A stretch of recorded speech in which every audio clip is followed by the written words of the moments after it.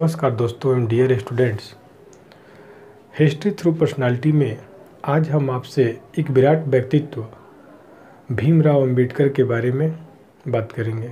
उनके जीवन यात्रा, उनके राजनीतिक सफ़र एवं आधुनिक भारत के निर्माण में उनके योगदान को देखेंगे। तो आइए देखते हैं। तो भीमराव अंबेडकर, जिन्हें हम प्यार से बाबा साहब कहते हैं, उनका जन्म 14 अप्रैल 1891 को इंदौर के छोटे से कस्बे मऊ में हुआ था। इनके पिताजी का नाम रामजी मालोजी सकपाल था, जबकि इनकी माता का नाम भीमाबाई था एवं इनकी पत्नी का नाम रमाबाई था। ये लोग मूल रूप से रत्नागिरी के रहने वाले थे। बाबा साहब की जो प्रारंभिक शिक्षा हुई वो 17 में हुई। बाद में इन्होंने अपनी मैट्रिक की परीक्षा गवर्नमेंट हाई स्कूल मुंबई से पास किया। ये इस स्कूल के पहले दलित छात्र थे। अपने पढ़ाई या शिक्षा के कालक्रम में ये जातीय दंश को हर दिन और हर प्रकार से झेले, किंतु कभी भी ये अपने रास्ते से विचलित नहीं हुए।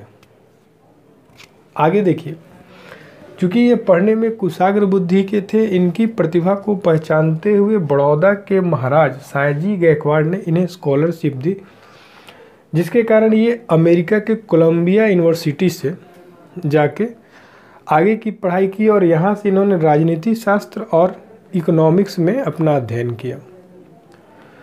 बाद में लंदन से इन्होंने अपनी कानून की पढ़ाई की एवं 1923 में लंदन में इन्होंने अपनी डॉक्टरेट की उपाधि प्राप्त की।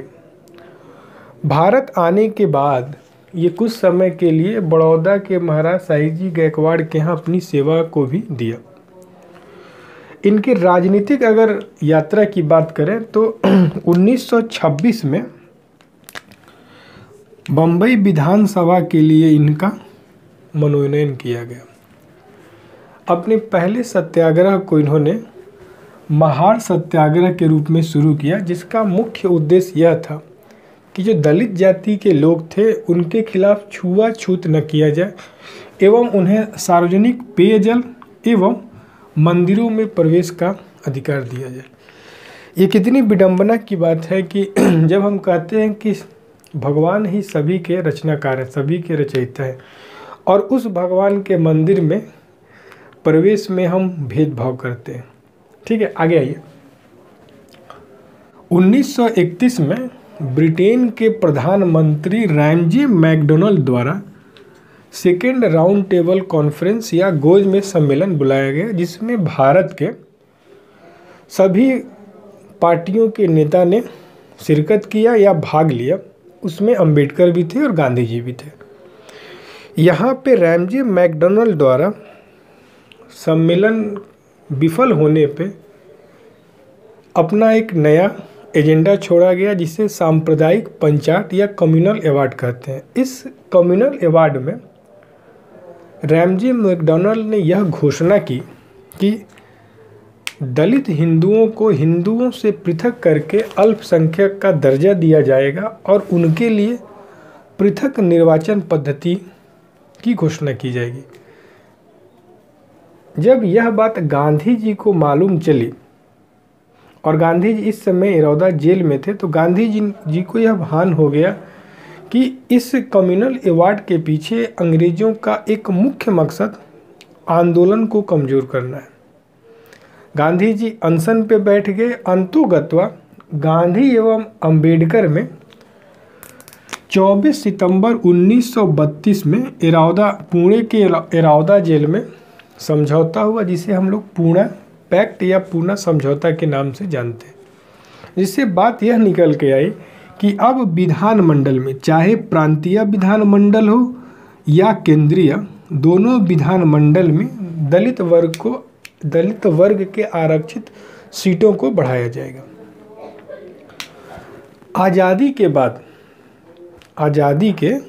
बाद संविधान निर्माण के लिए जो संविधान प्रारूप समिति बनी, कॉन्स्टिट्यूशनल ड्राफ्ट कमेटी जो बनी, उसके अध्यक्ष निर्वाचित किए गए BR अम्बेडकर जी एवं इसका गठन 29 अगस्त 1947 को किया गया। आगे चल के 29 नवंबर 1949 को हमारा संविधान अंगीकृत किया गया। आज़ादी के बाद नेहरू मंत्रिमंडल में BR अम्बेडकर को कानून मंत्री बनाया गया और ये भारत के पहले कानून मंत्री बने, किंतु कानून मंत्री के रूप में इनका कार्य ज़्यादा लंबा नहीं चल सका, क्योंकि इनके द्वारा लाए गए हिंदू कोर्ट बिल को नेहरू कैबिनेट के अधिकांश सदस्यों के द्वारा विरोध किया गया। इसके बाद इन्होंने कानून मंत्री के पद से इस्तीफा देना ही उचित समझा। इस हिंदू कोर्ट बिल में इन्होंने महिलाओं को पिता के संपत्ति में अधिकार देना एवं हिंदू पुरुषों के लिए एक विवाह अनिवार्य करने का नियम रखा था। एक चीज़ और याद रखिएगा, जब 1951-52 में भारत में प्रथम आम चुनाव हुए तो ये मुंबई से निर्दलीय प्रत्याशी के रूप में चुनाव लड़े, जिसमें इन्हें हार का मुंह देखना पड़ा। बाद में इनको मुंबई से ही मनोनीत सदस्य के रूप में हाउस में भेजा गया। 14 अक्टूबर 1956 को अपने लाखों अनुयायियों के साथ बाबा साहेब ने बौद्ध धर्म को अपना लिया। इस स्थान को हम दीक्षा भूमि के नाम से जानते हैं। 6 दिसंबर 1956 को बाबा साहेब का देहांत हो गया। इनके समाधि को हम चैत्य भूमि के नाम से जानते हैं, जो कि मुंबई में अवस्थित है। 1990 में भारत सरकार द्वारा इन्हें भारत रत्न से सम्मानित किया गया। अब अगर इनके विचारधारा को देखा जाए तो इन्होंने अपनी जीवन पर्यंत बाबा साहेब ने सामाजिक बुराइयों का प्रतिरोध किया था, उसके लिए आंदोलन चलाया था। इनका यह मानना था कि जातीय व्यवस्था का मूल कारण हिंदू धर्म है और हिंदू धर्म में व्याप्त ब्राह्मणवाद। इनका यह भी कहना था कि वर्तमान समय में राजनीतिक दलों के द्वारा इस व्यवस्था पे ज़्यादा मुखर रूप से न बोले जाने के कारण ही ये व्यवस्था ऐसे बनी हुई है। साथ ही इन्होंने इसका उपाय बताया कि शोषित जो वर्ग है उसके समस्याओं का निराकरण केवल राजनीतिक शक्ति देने से नहीं होगा, बल्कि समाज में उनका उचित स्थान अगर मिले तभी उनके समस्याओं का निराकरण होगा।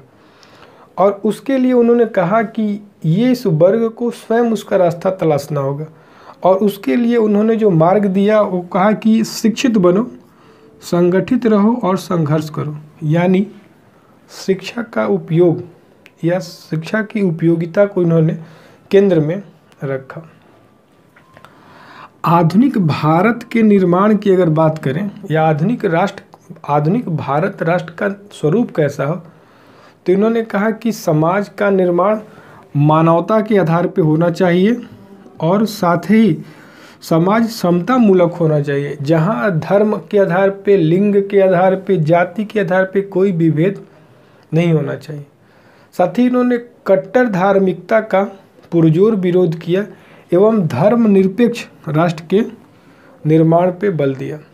कुछ चीज़ें जिनके बारे में हमें कम जानकारी प्राप्त होती है वह यह है कि भारत के केंद्रीय बैंक या RBI के निर्माण में बाबा साहेब की भूमिका थी। इनकी पुस्तक the problem of the rupee में इन्होंने कैसा केंद्रीय बैंक हो उसका जिक्र किया है, और केंद्रीय बैंक या RBI के निर्माण में इस पुस्तक की भूमिका भी है। आधुनिक भारत में जब बृहद नदी सिंचाई परियोजना बनने लगी तो कुछ परियोजनाएं जैसे दामोदर परियोजना, हीराकुंड और सोन परियोजना के निर्माण में भी बाबा साहेब की महत्वपूर्ण भूमिका रही। साथ ही याद रखिएगा, 7वें मजदूर सम्मेलन में इन्होंने मजदूरों के लिए कार्य घंटा को 14 घंटा से घटा के 8 घंटा करने का पुरजोर वकालत किया, और जो बाद में माना भी गया। अगर राजनीतिक चेतना के लिए इन्होंने जिन पत्र पत्रिकाओं को प्रकाशित करवाया उनको अगर देखें तो बहिष्कृत भारत, मूक नायक एवं जनता प्रमुख है। अगर इनके कुछ प्रमुख पुस्तकों को अगर देखें तो एक तो पुस्तक हमने देखा था प्रॉब्लम ऑफ द रूपी। इनका जो ऑटोबायोग्राफी था उसको हम कहते हैं वेटिंग फॉर ए वीज़ा। जबकि इनकी एक प्रमुख पुस्तक है the Buddha and his Dhamma, caste in India, Buddha and Karl Marx. ये इनकी कुछ प्रमुख पुस्तकें हैं। ये भारत, आधुनिक भारत की यह विडंबना ही कही जाएगी कि हमने अपने युग पुरुष जो थे, ये जो महान विभूतियाँ थीं, उनको हमने कुछ खाँचों में बांध दिया। जैसे बाबा साहेब अम्बेडकर को हमने इस खाँचे में बांध दिया कि ये दलितों के नेता थे और संविधान निर्माता थे। जबकि बाबा साहेब अम्बेडकर का जो विराट स्वरूप था, दलितों के मसीहा थे, सही थे, संविधान सभा के निर्माता थे, ये भी बात सही है, किंतु ये इनका जो ज्ञान का सागर था और भारत के निर्माण में ये जो इनका योगदान था, इसके मूल्यांकन को हमने कहीं ना कहीं उपेक्षित कर दिया। बाबा साहेब के जीवन से हमें यह शिक्षा मिलती है, कितना ही आपको दुख मिले, परेशानी मिले, आप अपने मार्ग पे अडिग रहिए, मंजिल आपको अवश्य मिलेगी। साथ ही हमें शिक्षा यह भी मिलती है कि जातीय दंभ से हमें बाहर निकल के एक व्यक्ति को एक मानव के रूप में हमें पहचानना चाहिए। जातीय विभेद को अगर समझना हो तो दो पुस्तकें आप पढ़ सकते हैं। एक तो है हरिकिशन संतोषी की दलितों के दलित एवं ओम प्रकाश वाल्मीकि की जुठन। इसी के साथ इस वीडियो को यहीं समाप्त करते हैं। जय हिंद, जय भारत।